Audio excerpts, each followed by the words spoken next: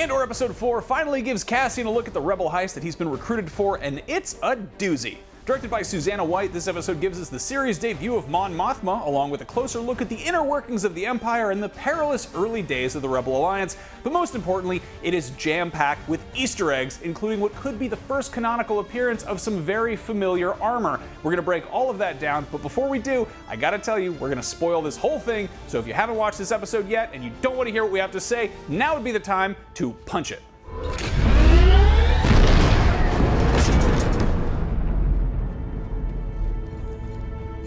Alright, now that we're past the spoiler warning, let's get right to it. Cassian Andor has been recruited to join a rebel cell about to steal the quarterly payroll for an entire Imperial sector, which might not be quite as sexy as stealing Death Star plans, but it's a good way to line the Rebel Alliance's coffers, while also f***ing with the livelihood of a whole lot of Imperial troops. The rebels on this mission don't want Cassian there, but they don't really have a choice in the matter, and neither does Cassian. Meanwhile, the Imperial Security Bureau is snooping around and asking questions that will inevitably lead them right to Cassian and the rebel scum that he's running around with these days, because really, it wouldn't make for great TV if they didn't.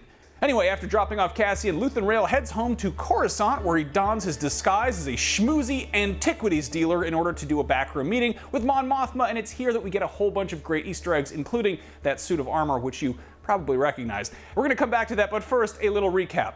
Well, slightly larger recap than the one I just gave you. Cassian, you'll recall, is on the run after first gunning down a couple of security goons on Morlana 1 and then getting caught in a firefight on Ferrix with a very illegal piece of stolen Imperial tech, which unfortunately got left behind. Episode 4 picks up with Cassian aboard Luthen Rail's ship, and they escape Ferrix and are headed to Aldhani, where Luthen wants Cassian to join in on a big heist. The target? The quarterly payroll for an entire Imperial sector.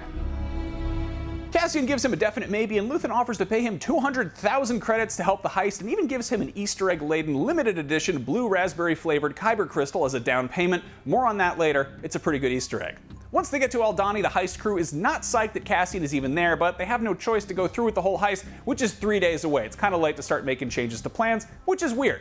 Anyway, 7 people will steal an entire quarter's payroll from an Imperial garrison. The plan is to pull a snatch and grab with an entire freighter that is stocked with all of those credits, and Cassian, who's using the fake name Clem during all of this, rightly notes that it kind of sounds like a suicide mission. The heist is supposed to go down during a huge celestial event that bombards the planet in what looks like 1,000 meteor showers at once, and apparently it's very pretty, and all the locals like to come out and check it out and party and celebrate and have sangria or whatever, and it's likely going to make for a pretty solid diversion when the rebels are on the run with this freighter full of paychecks. And that's how we leave Cassian/Clem at the end of this episode, prepping for this heist that nobody really thinks is a super great idea, and it's a good look at the early days of the Rebel Alliance when it was more just rebels without the alliance part. There's no structure, everybody uses fake names, and nobody trusts each other. So where does the rebel military come from? Something tells me that a quarterly payroll for an entire Imperial sector might go a long way towards buying a few dozen X-Wing fighters. Whatever the Rebel Alliance is or isn't at this point, Luthen Rail seems to be pretty high up in its hierarchy if he's helping plan and execute a job this big.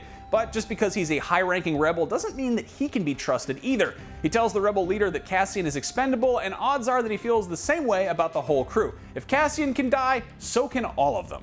Once Luthen drops Cassian off on Aldhani, he continues on to Coruscant, the capital of the galaxy, and this is where we see him interacting with Mon Mothma, an Imperial senator who obviously has rebel inclinations and connections, possibly with Bothans. Quick background on Mon Mothma: we first met her in Return of the Jedi, but later met a younger version of her in the prequels. Mon Mothma is usually credited as one of the founders of the Rebel Alliance, and goes on to become the Chancellor of the New Republic after the fall of the Empire. But all of that is still in the distant future, because right now Mon Mothma is stressed out because she's constantly being watched. She goes to visit Luthen Rail at his gallery, which is obviously a front for his activities outside the law, but also a great place to sprinkle in a bunch of deep-cut Easter eggs in the background that make Star Wars nerds like us get all excited. We'll get to those. Back to Mon Mothma. She visits Luthen under the guise of observing the Chandrillan custom of buying her husband a birthday gift. Buying and selling pieces of other people's cultures is something that rich folks on Coruscant can do, unlike those rebels who are sleeping on the ground. But of course, Mon Mothma is secretly there on rebel business, so Luthen's assistant sidelines the driver who's sent there to spy on Mon Mothma so they can go in the back and talk shop. And that's when the smiles drop and we see these characters without the fronts put on. Mon Mothma is getting nervous. She's getting spied on all the time, and she's not able to move money around like she used to. She wants to bring in someone to help, but Luthen is like, no new friends. So they put their masks back on and they get back out there. Who could this new friend be? I wonder if she has wacky cinnamon bun hair. We later see Mon Mothma head home to meet her husband, Mr. Mothma. We wanted to give him a dumb name like Doug, but apparently his name is actually Paran Mothma, so I guess we're gonna have to go with that. Anyway, Paran is kind of a he just wants to goof around being rich and schmoozing with powerful people, so he plans a dinner party and, like a very bad husband, invites all of Mon Mothma's political rivals. In any case, it seems that Perrin is also in the dark about his wife's real project behind the scenes, which is good. The drawback is that Mon Mothma is ready to climb out of her own skin because of the stress of having to around with a bunch of Imperial assholes. Back to Luthen Rail really quick. As he puts on the fake costume of a Coruscant aristocrat, he's reminiscent of a certain senator from Naboo who used to put on a jovial, harmless front while also making moves in the shadows that would inevitably land him the job of Galactic Emperor. Luthen Rail is basically the reverse Palpatine while on Coruscant, even wears the same colors as Palpatine in his early days. He is playing the part of the vapid aristocrat while actually he's being a phantom menace behind the scenes. How insidious of you! You must die!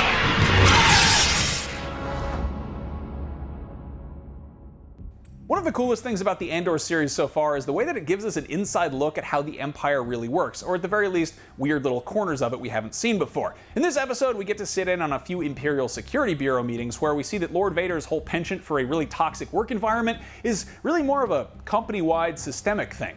Anyway, the ISB is basically the Empire's Gestapo. ISB agents are charged with rooting out anti-Imperials and basically making them disappear using any means necessary. There's a lot of infighting, and their commanding officer is a bit of a d***, but, you know, kind of par for the course. They're Imperial officers. Anyway, remember that Starpath unit, the Imperial tech that Cassian was trying to sell to Luthen Rail last episode? Well, it was recovered on Ferrix after all those shenanigans were brought back under control, and Agent Dedra Meero seems to think that tracing the theft could lead them to an organized group of rebels. Her coworker is more upset that she's rooting around in his jurisdiction, and the ISB head eventually shuts the whole thing down in the name of avoiding inter-office squabbling. He tells Meero not to get lost in the dust, so you know that she's about to go get extremely lost in the dust and probably become a major problem for Cassian and company.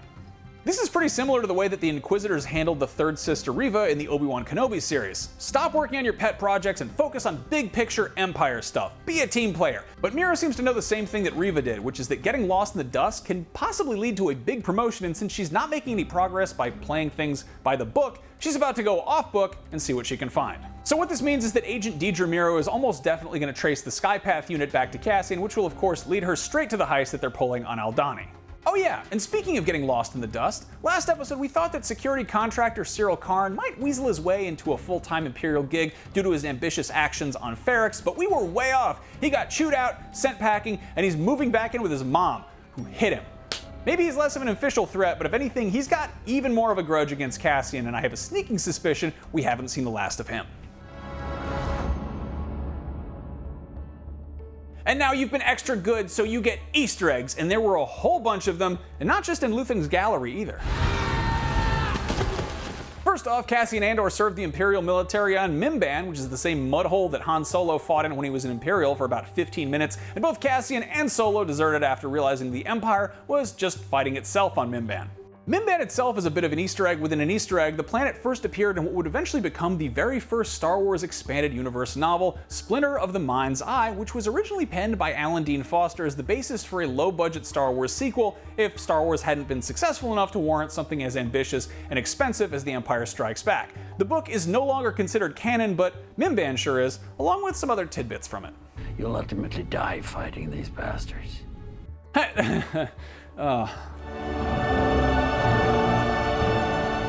Anyway, next we got that Imperial security meeting on Coruscant, and as we enter this scene, they're talking about increased detentions in the Ryloth sector. Ryloth is, of course, the Twi'lek homeworld, and the Twi'leks were in open rebellion against the Empire as early as 14 years before the Battle of Yavin, and Andor takes place almost a decade later. The Twi'lek Rebellion was led by General Cham Syndulla, father to Hera Syndulla, the pilot of the Ghost in Star Wars Rebels, which also made a teeny tiny cameo in Rogue One. Later in the Imperial security meeting, somebody mentions increased construction shipments being sent to Scarif, and if we have to remind you of what was going on there, you're probably overdue for a Rogue One rewatch. Good thing that they're talking about Scarif though, because security there is a little bit loose. Are we blind? Deploy the garrison! Move! Luthen Rail offers Cassian a Kyber crystal as a down payment for the big heist that he wants him to join, and the second he gives it to him, Luthen spits out some rapid-fire Easter eggs describing what this is. It's a Kawati signet, blue Kyber, Skystone. Kuat, of course, is a core world known for its ship production, most notably the Empire's massive fleet of Star Destroyers, and Kyber crystals are of course what powers not only lightsabers, but both the Death Stars and later Starkiller Base, and also they showed up in Splinter of the Mind's Eye too. Celebrates the uprising against the Rakatan invaders. Well, there's an Old Republic reference if I've ever heard one. The Rakata were an ancient race of aquatic beings from the planet Lehon who are often credited as the first species to achieve and develop hyperspace travel. They were first introduced in Star Wars Knights of the Old Republic. And that brings us to the Space AK-47. This blaster rifle definitely looks like it's built out of a real-world weapon, which is something that Star Wars has been doing since the very beginning. The Blastech E11 blaster rifle, which is standard issue for Imperial stormtroopers, is actually made from a British Sterling submachine gun, and Han Solo's famous blaster, the DL-44 heavy blaster pistol, is built from the broom-handle Mauser. So making a blaster that looks like an AK-47 covered in greeblies and camera parts is extremely faithful to the original source material. The Rebels mentioned Saw Gerrera, a freedom fighter that we've seen throughout the Star Wars timeline. Trained in insurgency by Anakin Skywalker during the Clone Wars, Saw became a hardcore, battle-hardened hater of the Empire who eventually was obliterated by a Death Star weapons test in Rogue One, but not before he popped up in Rebels, The Bad Batch, and Jedi Fallen Order, and based on the trailers, he's probably going to pop up later on in Andor. And now for the motherlode. In Luthen Rail's gallery, there's a lot of stuff going on in the background, kind of like in Dryden Voss's office in Solo: A Star Wars Story, and the second that this scene popped up, a lot of us were hitting the pause button to look around in the background for stuff that we recognized. Here's the big one. Does this armor look familiar to you? The helmet spikes are new, but we think this is the Starkiller Sith Stalker armor from The Force Unleashed, if you got the dark side ending. The helmet looks like a mix between UB's and a Mandalorian helmet, but this kind of armor was favored by ancient Sith assassins, and it usually involves cybernetically grafting to the wearer, something that Starkiller found out the hard way. Now, the inclusion of this armor in the canon doesn't necessarily mean that Starkiller is canon, just that a set of Sith Stalker armor found its way to Luthen Rail's fancy gallery. Speaking of armor, that is quite obviously a Mandalorian chest piece like the Beskar one that Din Djarin wears in The Mandalorian, and assuming that chest piece is also pure Beskar, it speaks to the price tags of some of the other pieces in this gallery. Luthen Rail tries to sell Mon Mothma on an Utapawan monk cudgel as a gift for her husband, which is a roundabout kind of reference to this line in Revenge of the Sith. If you have warriors, now is the time. Pretty good chance the warriors that Obi-Wan asked about would be wielding something like this, and probably wouldn't have done so well against blasters and lightsabers. And then in the back room of Luthen's gallery, if you pause it right here, all right, enhance, all right, right there, these look like holocrons, possibly. Maybe Rubik's Cubes, I don't know. And can we interest you in a nice Keldor mask in these trying times? That mask right there sure does look an awful lot like the one worn by Jedi Master Plo Koon before. What did you think of this episode of Andor? Will they be able to pull off the heist? And more importantly, was that Starkiller armor that we saw in there? Let us know what you think in the comments below. Anyway, I'm Max Scoville. As always, thank you for watching this episode of Canon Fodder. For more Star Wars, here is how Star Wars Jedi Survivor picks up from Fallen Order. Don't forget to follow and subscribe to IGN wherever you like to watch. We'll see you next time. May the Force be with you.